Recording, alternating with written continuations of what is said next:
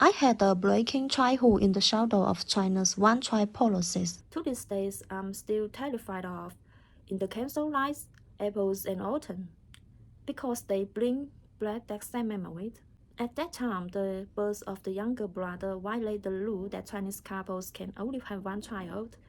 The parents pay a heavy price for it.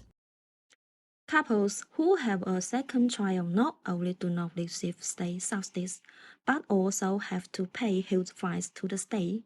My father was the first college student after China's reform and opening up, and my mother also graduated from a junior college. They were one of the few intellectuals of the era with decent jobs. According to the data and estimates in 1978, there are about 3 college students in every 100,000 people in China. However, just because my parents gave birth to a second child, my parents were fired and faced a huge fine for extra birth, which was as high as more than 2,000 RMB. At that time, my father's monthly salary was only 30 RMB and my mother's income was only 27 RMB. The 2,000 RMB fine is equivalent to their total income for 6 years of work. All of the parents' savings have been paid into fines. We went from mid-class to poor. In order to raise me and my newborn brother, they had to work hard to make a living by farming. I became a lonely child during that time of poignancy and despair. From the age of 2, my parents were busy planting sugarcane during the day, and no one was with me. When my mother went out to work in the sugarcane field, with my newborn brother on her back, I could always sit in the weeds beside the sugarcane field and wait for her to return. I felt very lonely and was filled with sadness as I watched my mother toil in the fields. In the evening, when we got home, my parents were still busy in courtyard, and I sat alone on the threshold of a small courtyard, watching them working hard under the deep indication lamp. Although it's late at night, parents seem to have endless things to do.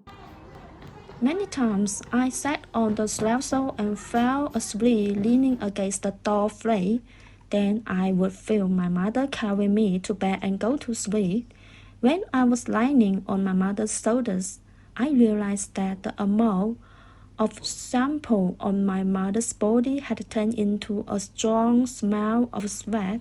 Planting sugarcane can only barely fill the stomach. In order to slightly improve the living condition, the parents start to make tofu, and that time it was known as the 3 major hard labors in China: planting, blacksmithing, and making tofu.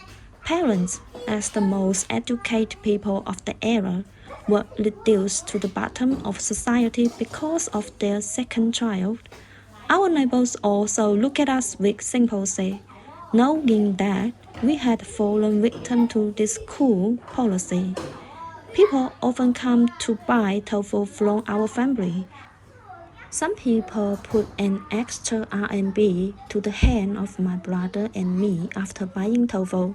My mother returned the money to them, but those people say that the money was used to give the children to buy sweets to eat. My mother knows that those people were just helping our family that way. It has been said that time heals all wounds. I do not agree. The wounds remain.